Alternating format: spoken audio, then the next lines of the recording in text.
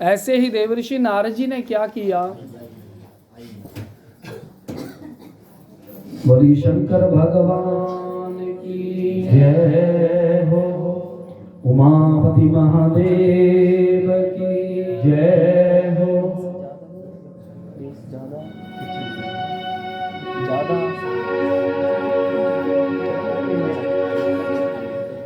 बोली शंकर भगवान की जय हो। नारद जी ने नारद जी की समाधि को भंग करने के लिए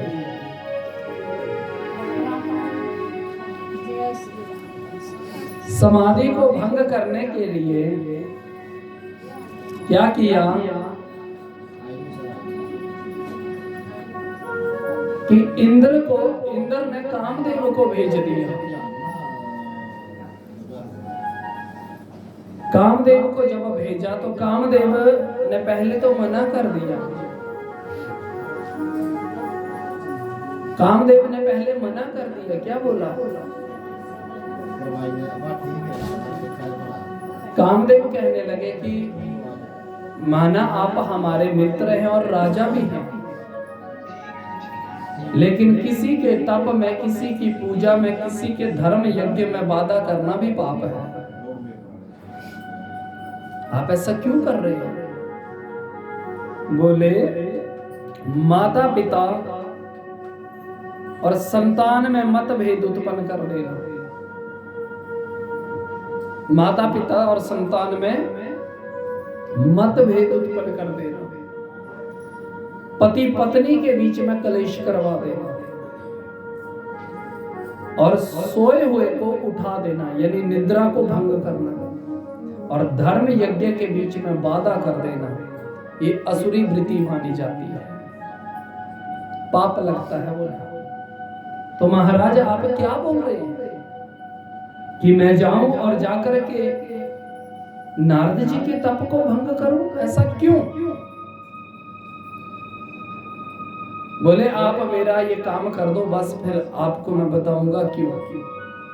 अब राजा की आज्ञा थी और आज्ञा मान करके वो चले गए। ज्यों ही कामदेव आए तो श्री सुखदेव सूत जी महाराज कहते हैं कि हे सौनकादि ऋषियों, नारद को उठाने के लिए कामदेव ने पूर्ण प्रयास किया, लेकिन नारद की समाधि को वो डगा नहीं पाए। नारद डगमगाए नहीं, बैठे रहे। कामदेव ने बसंत ऋतु का आगमन किया, 5 बाण छोड़े, 5 बाण। और ये 5 बाण क्या है? एक सम्मोहन करना, किसी को अपनी ओर आकर्षित करना, एक उचाटन, वशित करना, वशीकरण करना, ये सारी काम की विद्या है। ऐसे ही बोला ये 5 बाण भी छाड़े, लेकिन इनका कोई असर नहीं हुआ। और जब असर नहीं हुआ तो कामदेव ने सोचा, अरे नारद के ऊपर किसी देवता की बड़ी भारी कृपा है, किसकी कृपा होगी? लेकिन अगर मैं अब यहां से चला गया ना, तो जब नारद जी उठेंगे तो पता तो उनको पक्का लगेगा कि मैं आया था, क्योंकि ये भी तो अंतर्यामी है। तो फिर कहीं ऐसा ना होए कि मुझे वो श्राप दे दे या भस्म ही कर दे। इससे पहले तो मुझे यही रुक के उनका इंतजार करना है और फिर गलती मान लूंगा, बात खत्म। समय आने पर देवर्षि नारद जब समाधि से उठे, जागृत हुए महादेव की कृपा से, ज्यों ही बाहर निकले तो गुफा के बाहर क्या देखा? उस कंदिरा के बाहर कामदेव दंडवत हो गया, सो गया, जमीन पे लेट गया। और ज्यों ही लेटा, त्राहि मां, त्राहि मां, हे देवर्षि नारद जी, आप धन्य हैं, आप धन्य हैं। नारद कहने लगे, अरे कामदेव आप बोलिए, क्या बात है? बोले महाराज कि आज आप धन्य हैं कि जिस कामदेव के नाम से बड़े बड़े देवता भी थरथरा जाते हैं। आप धन्य हैं महाराज। मैंने भी आपकी समाधि में बाधा करने का प्रयास किया, लेकिन आप तो धन्य हैं। आपने आज कामदेव को जीत लिया, जिस कामदेव को कोई नहीं जीत पाया, आज आपने उस कामदेव को भी जीत लिया। और नारद ने जो ही सुना तो नारद ने एक बात बोली, सुनो कामदेव, ये आज किया सो किया ना, दोबारा तो नहीं करोगे? बोला ये कान पकड़ते, दोबारा कभी नहीं करूंगा, मैंने आपके प्रभाव को जान लिया। और नारद जी प्रसन्न हो गए, लेकिन नारद जी को ये पता नहीं, धन्य धन्य महामाया संभवी मुने सत्तमा। इस सबसे बड़ी माया तो भगवान महादेव की थी, ये सारी माया तो महादेव की हो रही थी। लेकिन कामदेव ने नारद जी की प्रदक्षिणा की, साष्टांग प्रणाम किया और वहां से चले गए। जब चले गए तो कैलाश में ही तो थे, सोचा चलो इस बहाने गुरु जी के पास भी चलते हैं और उनको भी बताते हैं। जैसे ही वहां पर गए तो क्या देखा, कैलाशम प्रययो शीघ्रम स्ववृतम गादितुम मदी। गादी तुम मती, मदी मदी यानी अभिमान। बोले जब कोई इतना बड़ा काम किया ना और कामदेव ने तारीफ की, प्रशंसा कर दी, स्तुति गाई, तो नारद भी आज बड़े मत से गए कैलाश के ऊपर। और आते ही नारद जी जैसे ही गए तो महादेव खड़े हो गए, आओ आओ नारद जी आओ, आज धन्य हो गया कैलाश। आज कैसे आगमन हुआ आपका? तो जब नारद वहां पहुंचे तो नारद ने जो घटना बीती ना पूरी, वो पूरी की पूरी महादेव को सुनाई। और महादेव सुनकर के बड़े प्रसन्न हुए। और जब प्रसन्न हुए तो क्या बोले, अब रुद्र उवाच हे तात नारद प्राज्ञा धन्य तुम शृणु मद वाच्यमेवं न कुत्र अपि हर्यग्रे विशेषता। हे नारद सुनो पुत्र, ये जो आपने हमको बताया हमने सुना, क्योंकि हम आपके गुरु हैं और गुरु और शिष्य में कोई भेद नहीं होता। आपने बताया और मुझे प्रसन्नता भी हुई। लेकिन सुनो बेटा, वाच्यम एवं ना पुत्रपि, जो आपने मेरे से बोला ना, है ये जो आपने मेरे से बोला ना, ये और किसी से मत बोलना। और हाँ, हरि अग्रे विशेषता, बोले हरि नारायण के सामने तो खास करके बोलना भी मत।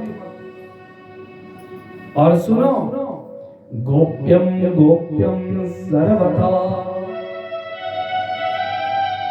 ही देव वाच्यम कदाचन,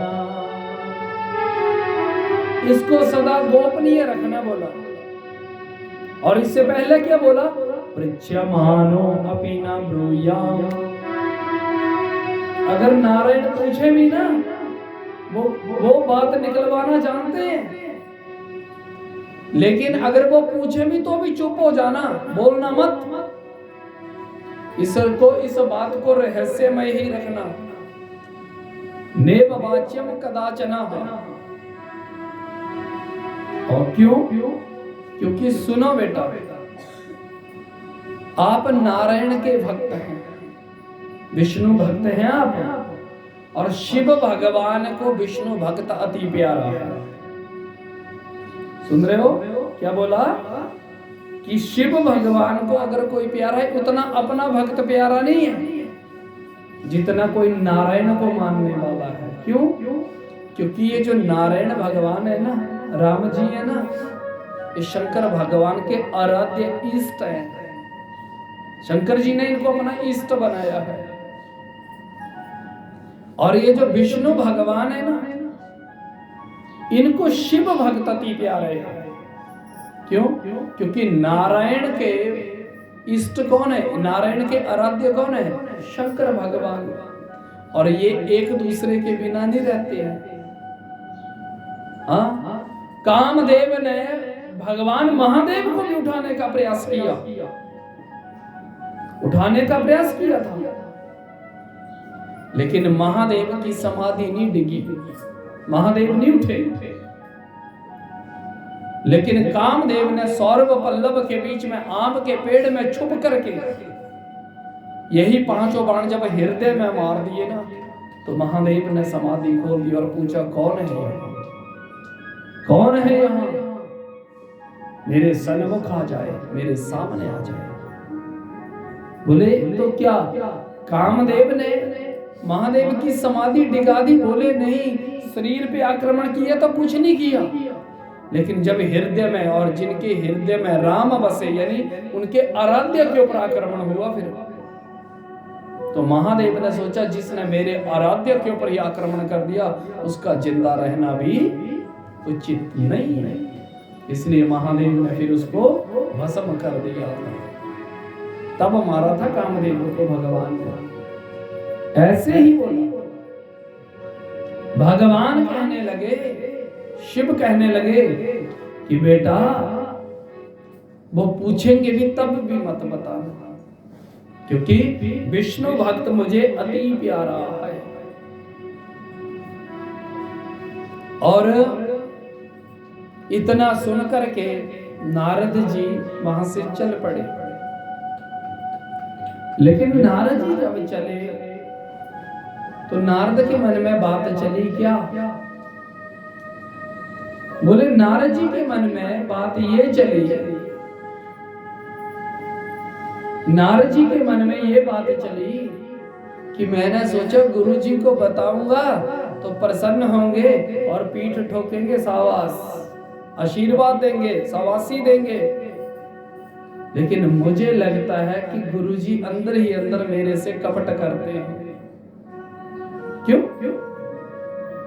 बोला अंदर ही अंदर ये मेरे से कपट भी करते होंगे। तो कपट काहे का? कि ये क्यों बोला इन्होंने, गोप्यम गोप्यम सर्वथा, कि मैंने इतना बड़ा काम किया। कामदेव ने भी बोला कि आज कामदेव को कोई नहीं जीत पाया। तो गुरुजी मेरे से द्वेष करते हैं कि कहीं नारद का यश कीर्ति न फैल जाए। और बड़े उदास मन से उतरे, बस यही सोच रहे मैं क्या करूं, क्या करूं। और जैसे ही अपने पिता के पास आए ना ब्रह्मलोक में, तो जैसे ही ब्रह्मलोक में आए, अरे अरे आओ आओ नारद। बोले ये क्या नारद नारद लगा रखी है? बोले तो अच्छा, नारद कहने लगे आप ब्रह्मा, आप हमारे पिता हैं, ठीक है, आपने सारी सृष्टि बनाई है। बोले हाँ। तो ये बताओ कि आपने सृष्टि को बना करके कभी कामदेव को जीता? बोला उसका तो नाम भी मत लो यहां। बोले क्यों? बोले बेटा तू अभी उसको जानता नहीं है कामदेव को, मैंने उसके प्रभाव को देखा है। जब मैंने सृष्टि की रचना की थी तो जैसे ही मैंने एक संध्या नाम की कन्या उत्पन्न की तो उसने मेरी बुद्धि ऐसी भ्रष्ट की कि मेरी दृष्टि कुदृष्टि होने लग पड़ी कामदेव के प्रभाव में। और बड़ी मुश्किल से मैंने अपने प्राण बचाए थे उस समय। बोले बस फिर आप कैसे प्रजापति हैं? बोले तुम कामदेव का नाम क्यों ले रहे हो? बोले वो ही कामदेव जिसके नाम से आप बोल रहे कि यहां मत लेना, डर लग रहा है। उस कामदेव के नाम से आपकी जंगा थरथरा रही है ना, तो मैंने उस कामदेव को अपने वश में किया। तुमने वश में किया? बोले हाँ। कैसे किया? पूरी कथा सुना दी। जबकि गुरु की बात भूल गए। गुरु जी ने क्या बोला था? मत बोलना, मत बोलना, किसी को पूछे भी तो भी मत बताना, लेकिन यहां खुद ही बता दी। तो ब्रह्मा जी ने जब सुना तो हैरान तो हो गए कि कामदेव को जीत लिया। तभी ब्रह्मा जी को नारद क्या बोले? तभी तो मैंने बोला कि आप मुझे नारद नारद मत बोलो, बोलना होगा तो जी साथ में लगाना, नारद जी, क्योंकि बड़ों का मान होता है। आप ब्रह्मा से बड़े थोड़ी थे नारद भी, उनका बेटा था वो। अब किसी का बेटा चाहे कलेक्टर बन जाए, चाहे अफसर बन जाए, कुछ भी बोलो, है ना बात। और ये वो रिस्पेक्ट चाहे कि मेरी माँ मुझे जी करके बोले, रोज प्रणाम करते हैं दफ्तर साहब जी प्रणाम, तो माँ के लिए क्या है वो? माँ के लिए क्या है वो? माँ के लिए तो वो बच्चा ही है? क्यों? क्योंकि उसकी गोद में तो उसने मलमूत्र किया है। माता पिता की गोद में ही तो बच्चा जो है वो मलमूत्र करता है, और माता पिता की देनदारी तो बच्चा कभी चुका ही नहीं सकता। कोई बोले मैं अपनी माँ को इस चमड़े से जूता बना दूं, बोलो तो ये चमड़ा किसका है? ये भी तो उन्हीं का है ना। कोई बोले मैं अपने पिता को जूता बना दूं और मैं ऋण से उऋण हो जाऊंगा, ऐसा नहीं हो सकता। क्यों? क्योंकि जिस पिता ने अपना पेट काट काट करके उसके अंश से शरीर का निर्माण, धरती से ज्यादा भार माँ का होता है औलाद के ऊपर, और आकाश से ज्यादा भार होता है पिता का। और पहला गुरु कौन है? पहला गुरु माँ, दूसरा गुरु पिता, तीसरा गुरु शब्द ज्ञान देने वाला जिसने अ आ इ ई पढ़ा दिया, चौथा गुरु जिसने कमाने की लियाकत दे दी है। ऐसे जीवन है ना, मरने को भी आ जाएंगे, गुरु रोज मिलेंगे। इस गली में कोई जा रहा है, पूछा हमने उनके घर जाना है, इस रास्ते से चले जाओ, जिसने रास्ता बता दिया उसके लिए वो ही गुरु है ना। और सत्संग हम लोग क्या सुन रहे हैं कि एथू आना तो और नहीं जाना, इतनी तो गुरु मेरी लैंड लगनी सुबह से शाम तक, रोज गुरु मिलेंगे रोज। समझे ना बात? जो आपको सदमार्ग पे लगा दे वही गुरु माना जाता है। और पल पल में कोई माता खड़ी है, माता जी इधर जाना है, माता ने बोला तो माँ ही वो गुरु हो गई। गुरु का काम क्या है? रास्ता बताना, और रास्ता जो बता दे उसी को गुरु कहते हैं। और जब जीवन के बीच में ये गुरु संग्रह हम करते जाएंगे करते जाएंगे करते जाएंगे तो क्या होगा? और फिर बाद में वो गुरु होगा जो हमें अज्ञान इस संसार रूपी अंधकार से उठाए और प्रकाश की ओर ले जाए। प्रकाश कौन? वो परमात्मा। अस्तो मां सद्गमय तमसोर मां ज्योतिर्गमय।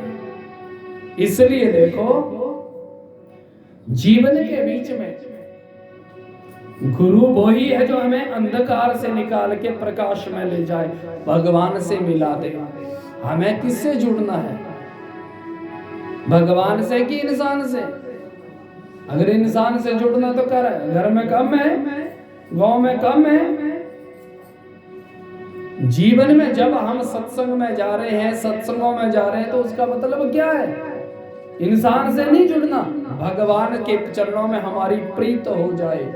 बोले सद्गुरुदेव भगवान की जय। हो अंग रंग चढ़ी, ओ अंग रंग चढ़ी नाम तुम्हारी,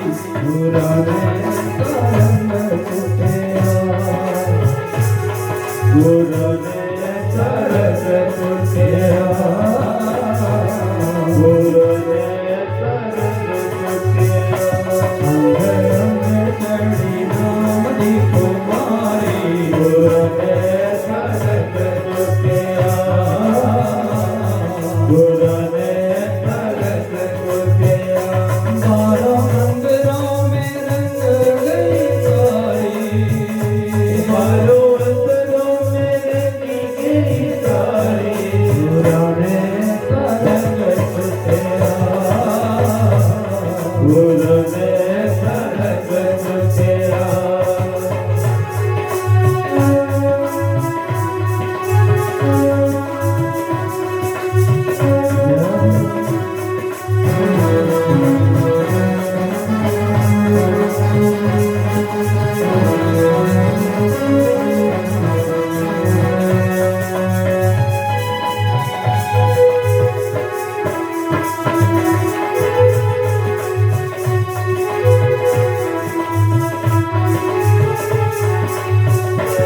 गुरु चरणाच मथा जट टेकिया, गुरु चरणाच मथा जट टेकिया, रसपीओ नजारा में देखिया, रसपीओ नजारा में देखिया, गुरु चरणाच मथा जट टेकिया, गुरु चरणाच मथा टेकिया, रसपीओ नजारा में देखिया, रसपीओ नजारा में देखिया, देखे अंग संग देखे अंग संग बांके बिहारी, गुरु ने सरस कुटिया, गुरु ने सरस कुटिया, बारों अंगरों में रंग गई सारी, बारों अंगरों में रंग गई सारी, गुरु ने सरस कुटिया, गुरु ने सरस कुटिया।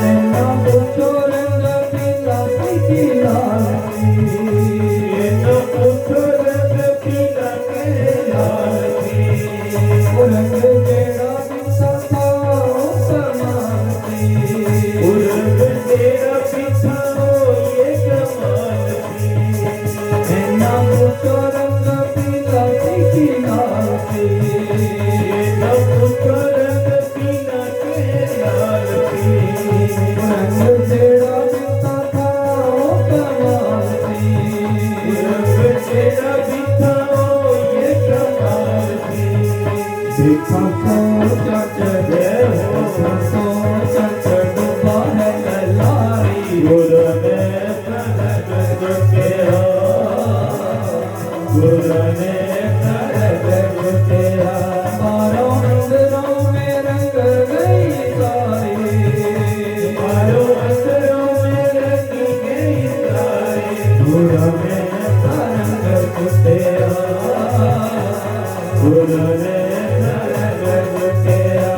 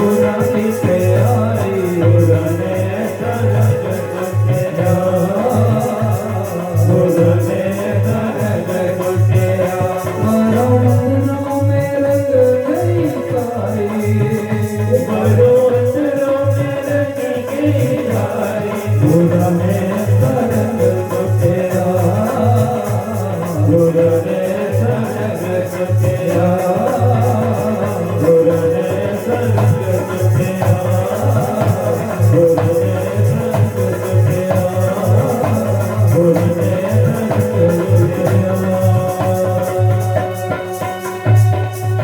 बोलिए भक्त वत्सल भगवान जय शिव महापुराण की जय।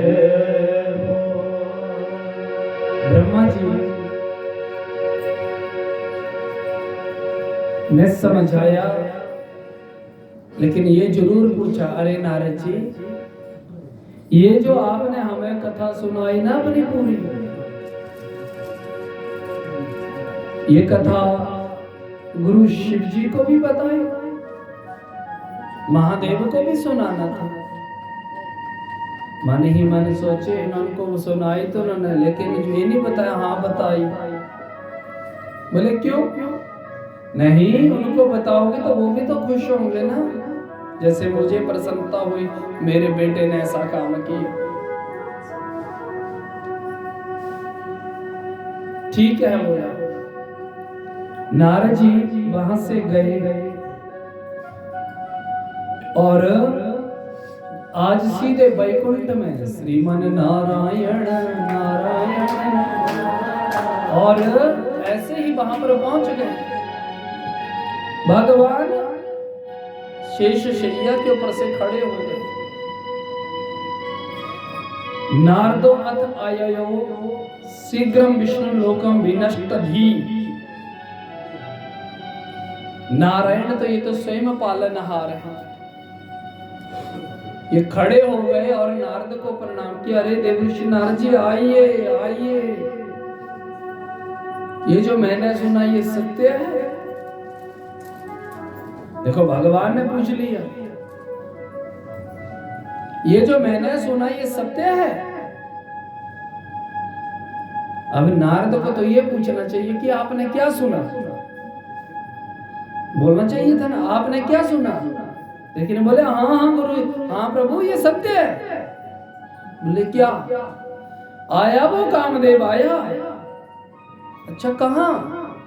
अब भगवान पूछने लगे कहाँ? बोले प्रभु आपको नहीं पता? बोले चलो आप बता रहे तो बता ही दो, पता लग जाएगा, बोलो ना क्या बात है। बोले प्रभु मैं सुर नदी गंगा कैलाश के पास गंगा तीर के ऊपर एक कंदिरा में तप कर रहा था। अच्छा तभी नहीं आप दिखे इतने दिन? बोले फिर?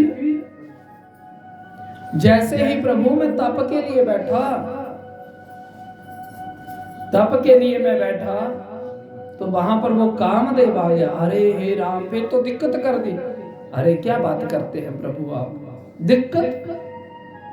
दिक्कत कामदेव को हुई। बोले कैसे? देखो अब भगवान कैसे पूछने लगे छल छल के। कैसे? बोले ऐसे कि जब वो कामदेव आया तो उसने महाराज मेरी तप में व्यवधान करने का प्रयास किया, बाधा करने का प्रयास किया। लेकिन हे प्रभु जैसे ही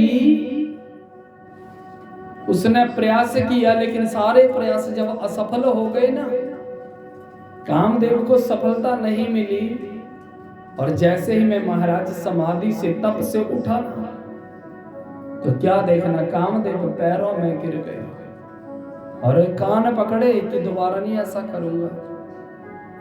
बोले फिर आपने दंड दिया? बोले नहीं प्रभु, जब पैरों में गिर गया उसको क्या दंड देना, उसको क्या दंडित करना। बोले अच्छा चलो ठीक है। लेकिन आज हमें भी गर्व होता है कि आज हमारा एक भक्त ने इतनी बड़ी उपाधि तो पा ली कि उसने कामदेव को वश में कर लिया। गुरुजी को भी बतानी थी बात। ठीक है प्रभु, हाँ बताऊंगा। और वहां से चल पड़े। अब जब आ रहे हैं ना मार्ग में, तो मन में क्या आया कि देखो, जिनके ऊपर मैं इतना विश्वास करता था,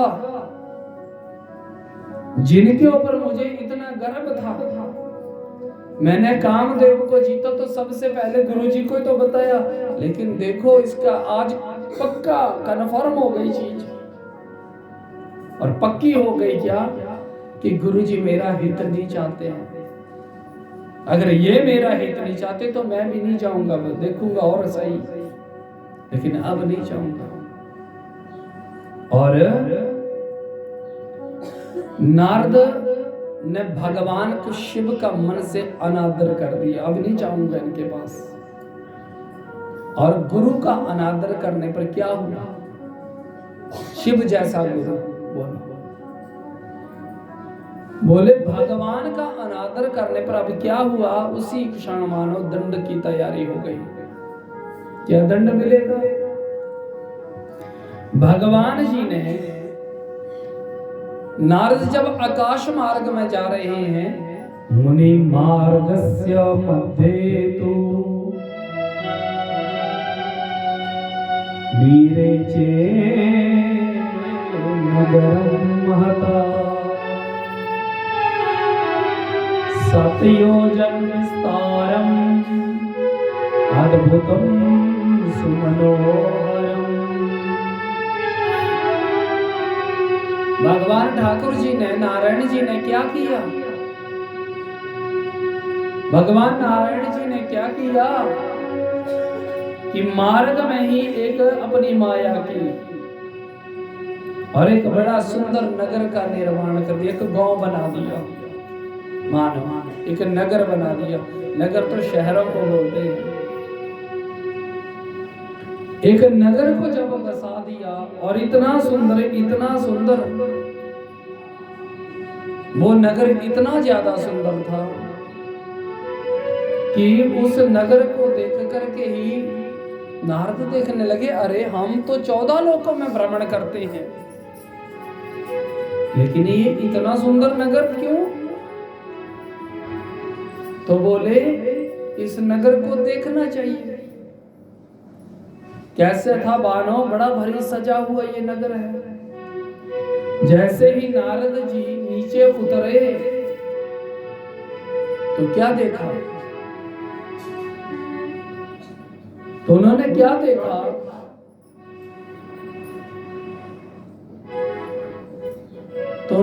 देखा? कि इस नगर के बीच में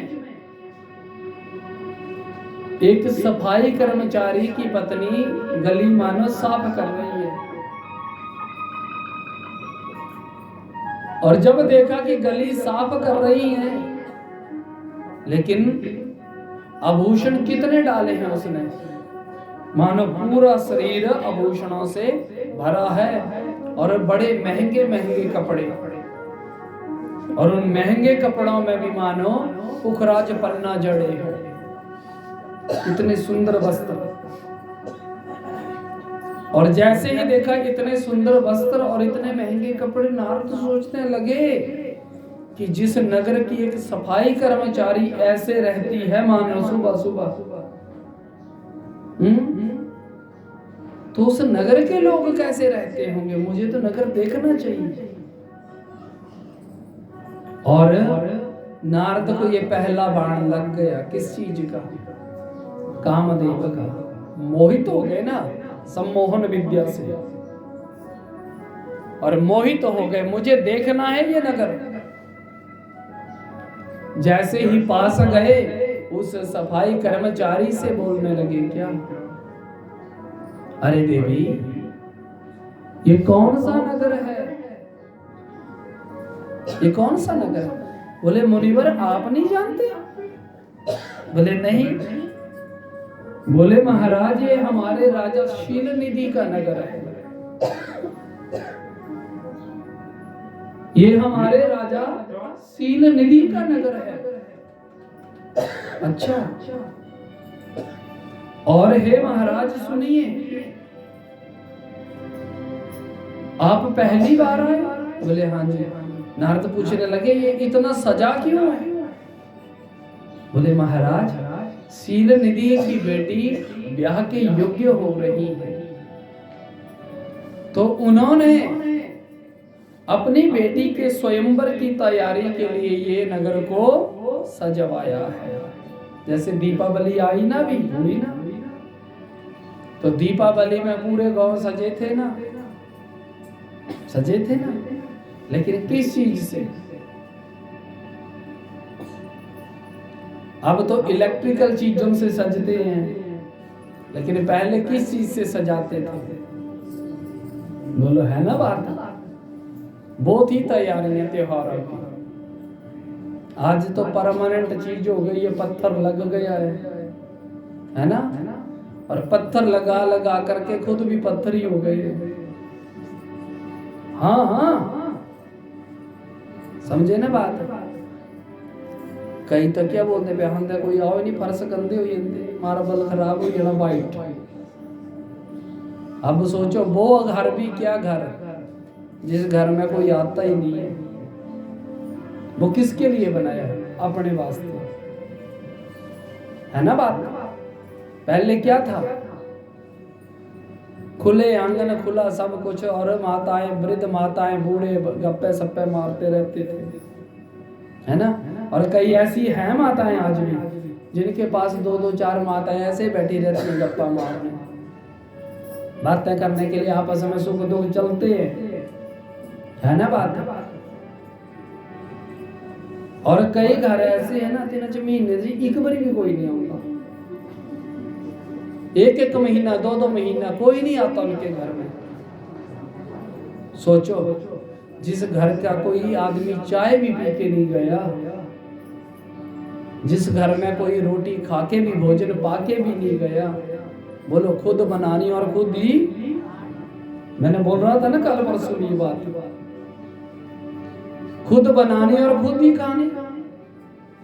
कल्पना करो कि भगवान जी हम भी भूखा ना रहें और साधु भी भूखा। साधु कौन? कोई मेहमान आए, ये कल्पना करो। चलो ज्यादा नहीं तो महीने में 1 आधी बार तो आए, बहाने से ही आए। पहले क्या था? पहले कमरे 2 या 3 थे ना, और रहने वाले 8-8 10-10 थे, है ना। और जब कोई परौना मेहमान आता था ना, तो उसका कितना आदर सत्कार होता था ना, कि हमारे घर में मेहमान अतिथि आए हैं। और 2-3 कमरों में ही गुजारा, परिवार सारा इकट्ठा, है ना। आज कमरे 15 और रहने वाले कितने? 2.25। समझे ना बात। रहने वाले ये बस। और ये सोचिए ना कोई मेहमान ना कोई कुछ, और आ भी जाए ना कोई, यही सोच आए कचूंगे आज, या फिर फोन करके आते हैं आज। अब जो फोन करके आएगा ना, उसका क्या चाह रहेगा? अतिथि का मतलब है जिसके आने की कोई तिथि नहीं होती थी, है ना बात। फिर उसी अतिथि का मान सम्मान भी होता था, और 2-2 4-4 दिन सेवा होती थी, पैर धोने उनके, सेवा करनी। बोलो आज तो सब कुछ है। बाजार से नहीं भी अभी मेहमान आ गया ना, नहीं भी मानना रोटी बनाने का, तो ऑनलाइन ही आ जाएगी, सिस्टम हो गया ना सारा ही। आ जाएगा वो थैले में डाल के, हाँ जी टिफिन आपका है जी, हाँ जी हमने मंगवाए, प्रोणे आए आज। लेकिन पहले प्रोणे आते थे तो बोलो इतनी सुविधा में नहीं, लेकिन उसका मान सम्मान, सबसे बड़ा मान सम्मान क्या होता था? घी शक्कर देना, बोलो था ना। आज क्या रहा? आज तो कुछ भी नहीं है। आज ना रखने वाले, आए भी जाओ तो आज इतनी रहना की चली जाना। बोलो 29 क्या बोला टीठा, हाँ नहीं मैं थी रहना जो, बोलो है ना, प्रतीत नहीं है। हाँ तो 3 बजे जाएगी बस यहाँ से सीधी। बोलो 2 बजे जाएगी बस, बोलो है ना बात। इसलिए देखो ये कल्पना करो सुबह उठ करके जब भगवान की आज हमारे घर में कोई ना कोई आए, हैं कोई मेहमान आए, चाहे गांव का ही आए, चाय पी के जाए, बस भगवान जी आपकी कृपा से एक जग ही सही घर में। गृहस्थी को रोज जग करना पड़ता है। यज्ञ किसको कहते हैं? यज्ञ दाल भात के यज्ञ नहीं होते, वो तो चलो होगा साल 2 साल में एक आधा हो जाएगा। रोटी बनाते हैं तो रोज एक रोटी ही तोड़ करके चींटियों को डाल दो, वो भी जग है। 100 चींटी खा गए तो 100 मेहमान आया था, ये भी जग है। समझे ना बात? इन चीजों से हम सुरक्षित और अच्छे रहते हैं। नहीं तो जीवन है, कब पता नहीं कब चल पड़ना यहां से, क्योंकि कर्म की प्रधानता है। इसलिए रोज सात्विक कर्म करो, और जो भी कर्म करना है वो अभिमान से परे। देखो यहाँ नारद को देखो कैसे परेशान कर दिया, भगवान देखो क्या लीला करेंगे। नारद सोचने लगे अरे जिस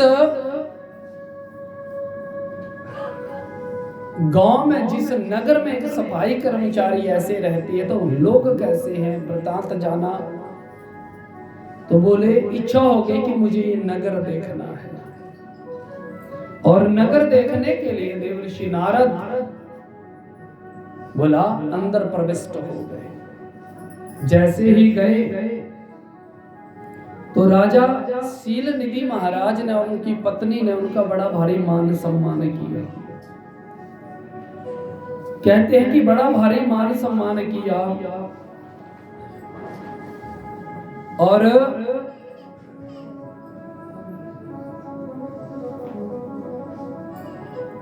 कहते जब मान सम्मान किया, चरण पखारे, सुंदर आसन के ऊपर बैठाया, तो बिठाने के बाद फिर हाथ जोड़े शील निधि राजा ने, हे मुनिवर आज हम धन्य हो गए कि आज आपका यहाँ आगमन हुआ। महाराज आप तो त्रिकालदर्शी हैं, हमारी एक बेटी है, हम उसके स्वयंवर के बारे में सोच रहे हैं। तो हे मुनिवर क्या आप उनका हाथ देख करके बताएंगे उनको वर कैसा मिलेगा? नारद जी ने कहा हाँ कोई बात नहीं, बुलाओ। अब नारद ने हाँ बोल दी। अब नारद कोई हाथ देखने वाले थोड़ी थे, वो तो साधु थे। साधु को क्या मतलब हाथ देखने से? ये तो ज्योतिषियों के काम है ना बात। साधु घूमते रहते हैं ना, फिर वो ओ माई दिखा हाथ जरा, है ना बात। फिर कई बार आदमी को भ्रम में भी डाल देगा, है? फिर ये ले मणका ले तू, कौन सा मणका? ये डोडड़ी का, है ना? इसको डालना देखना फायदा हो जाएगा, है ना? अब वो बेचारा डाला हुआ है, फायदा हुआ नहीं। तो ऐसे ऐसे साधु को इस प्रपंच में फंसना ही नहीं चाहिए। साधु को तो ये सोचना चाहिए कि अब मैंने जीवन अपना घर परिवार को लात मार दी है ना, तो जब मैंने साधु ये भगवान डाल लिया है तो अब मुझे सद जाना चाहिए, इस प्रपंच से दूर रहना चाहिए। साधु को तो गृहस्थियों से बड़ा हट के दूर रहना चाहिए और दीक्षित करना चाहिए लोगों को, आप धर्म करो, ये करो, वो करो। ऐसे ही बोला। नारद जी जब हाथ देखने लगे, वो कन्या आई। जैसे ही वो कन्या वहां पर आई, त्वद्यो भूपति शील निधि सावृक तत्परा। जैसे ही वो कन्या बैठी, तस्या कन्या विशालाक्षी ही श्रीमती वर वारणी कहते हैं कि जैसे वो तस्य कन्या विशालाक्षी, जैसे ही वो विशाल लोचना कन्या आई तो नारद के पास बैठ गई। नारद ने कहा हाथ दिखाओ। जब हाथ दिखाया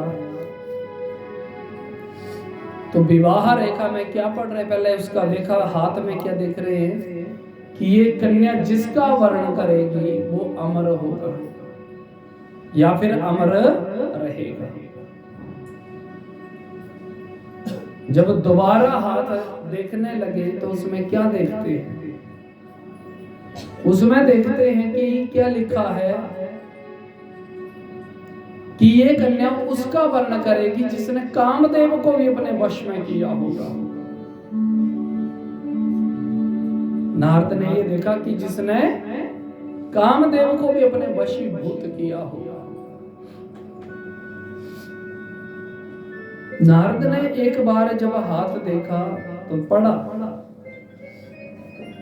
फिर हाथ छोड़ दिए, फिर सोचने लगे कि कामदेव को तो मैंने वश में किया है, चलो एक बार फिर ट्राई करते हैं। दोबारा हाथ पकड़ा और फिर हाथ देखने लगे, लेकिन देखा वही, लेकिन अब जो पकड़ा ना हाथ तो ऐसे ऐसे हाथ थर थर कांपने लग पड़ा। किसका? नारद जी का। नारद का हाथ क्यों कांपा? क्योंकि मन में पाप आ गया, और जब अंदर खोट पाप आता है ना तो थर थर कंपन तब लगता है। चोर जब पकड़ा जाता है तो बोलता मैंने नहीं की चोरी, बोलता ना ऐसा, मैंने नहीं की चोरी। अच्छा ठीक है, तूने नहीं की चोरी तो तेरी जंगा क्यों कांप रही है ना, कंपी तो लगी होगी ऐसे ऐसे।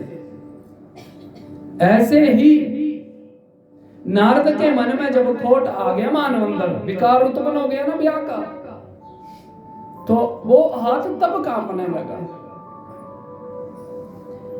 तो नारद जी अब देखने लगे कि अरे तब तो इस कन्या का ब्याह मेरे साथ होगा तो ठीक है, ब्याह कर भी लेना चाहिए। क्यों? क्योंकि अकेले जीवन भी नहीं निकलेगा। लेकिन इन्होंने तो देख लिया कि मैं तो साधु हूं, अब क्या करूं? मुझे कुछ ऐसा करना चाहिए कि तद रूपम साना बिना कंठे जयमाला ना धाष्यति है। मुझे कुछ ऐसा करना चाहिए जिससे ये कन्या मेरे गले में वो माला डाले, लेकिन मुझे तो फिर इस रूप को बदलना पड़ेगा। अब कहा गुरु जी के पास जाऊं, वो तो मारेंगे चिमटे से, तो भगवान के ही पास जाता हूं। और भगवान नारायण जी के वैकुंठ की ओर दौड़े, चले गए। जैसे ही गए तो भगवान मंद मंद मुस्कुराते हुए कहने लगे, क्या बात है नारद जी, आप क्यों दौड़े हो? बोले प्रभु मैं आपका भक्त हूं।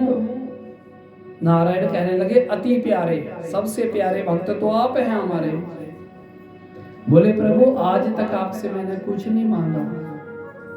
बोले हाँ ये बात भी है, तभी तो तुम मुझे प्यारे हो। भगवान बोलते तभी प्यारे हो, अगर मांगता तो मैं तुझे भी निकार करता, बाहर निकाल देता। लेकिन प्रभु आज मुझे आपकी बड़ी भारी जरूरत पड़ गई। अच्छा क्यों? बोले प्रभु वो मैं बाद में बताऊंगा, लेकिन एक बात पूछूं प्रभु? हाँ बोलिए। कि आपके कितने रूप हैं? तो गोस्वामी जी ने रामचरितमानस में क्या लिखा था? इनके नाम अनेक, इनके रूप अनेक अनूपा। इनके नाम भी अनेक और इनके रूप भी अनेक। इनके रूप का कोई अंत थोड़ी है। भगवान ने कहा मेरे तो बड़े भारी रूप है। बोलो, बोले प्रभु जो आपको सबसे प्यारा रूप है वो आपका कौन सा है, जो आपको सबसे प्यारा लगता है? भगवान ने सोचा, भगवान बोलने लगे ये तो सोचना पड़ेगा। नहीं नहीं प्रभु जल्दी बोलो ना आप। बोले 1 मिनट तो रुको। और देवर्षि नारद के कहने से भगवान ने अपनी आंखें बंद की और भगवान ने सोचा बाकी रूप तो मैंने देख भी लिए, लेकिन वो रूप तो मुझे अति प्यारा है। बोले कौन सा? बोले जिसमें मेरे प्रभु मेरे आराध्य शिव और शक्ति के रूप में प्रकट है। कौन सा? हनुमान जी का रूप। ये शिव ही तो है हनुमान जी। जब त्रेता युग में यज्ञ होने लगा था ना सरयू नदी के ऊपर, तो सारे देवता सलाह करने लगे वैकुंठ में, भगवान के पास गए, अपना दुखड़ा रोया। रावण का अंत था उस समय। बोले हाँ बोलो। बोले प्रभु उस रावण ने हमें बड़ा भारी दुखी कर दिया है। तो भगवान नारायण ने वैकुंठ में प्रतिज्ञा की थी क्या कि मैं रावण को ही नहीं उसके पुत्र को भी, उसके पौत्र को भी मैं खत्म कर दूंगा। भगवान ने प्रतिज्ञा यहां तक कर ली थी, रावण तो मरेगा लेकिन मैं उसके पौत्र को भी समाप्त कर दूंगा, उसके कुल का नाश कर दूंगा। लेकिन देवताओं उस समय मुझे भालू और बानरों की जरूरत पड़ेगी। तो बताओ तुम में से मेरी मदद के लिए कौन बानर भालू बनेगा? तो देवता अब सोचो, अब सोचो कोई बांदर बनने के लिए तैयार होगा? बोलो। ऐसे किसी को बोलो कि गांव में घूमना तो बांदर बनेगा, पागल हो या क्या बात करते हैं? बांदर कौन बनना चाहेगा? है ना बात? और सबसे पहले महादेव उठे, प्रभु मैं आपके लिए बानर का रूप लूंगा। लेकिन प्रभु दिक्कत एक है, रूप तो ले लूंगा, रूप तो मैं ले लूंगा, लेकिन दिक्कत एक है, पूंछ कहां से लाऊंगा? ये भी बात है ना। मनुष्य का तो रूप है, ये तो बंदर सकता है, लेकिन पूंछ थोड़ी है। तो जब शिव भगवान ने कह दिया था मैं आपके लिए बानर बनूंगा, तो उनकी शक्ति ने कहा मैं भी बैठ के क्या करूंगी, मैं आपकी पूंछ बन जाऊंगी। हाँ मैं आपकी। और वो ही हनुमान जी जब लंका गए तो उन्होंने क्या किया? लंका को जलाया ना। किसने? हनुमान जी ने कि पूंछ ने? पूंछ ने। पूंछ कौन है? यही तो है वो जगदम्बा काली ज्वालामुखी। बोली अम्बे मैया की जय। परौणे तेरे ज्वालामुखी दिए भगवती, परौणे तेरे हो ज्वालामुखी दिए भगवती, परौणे तेरे हो ज्वालामुखी दिए भगवती, परौणे तेरे हो ज्वालामुखी दिए भगवती।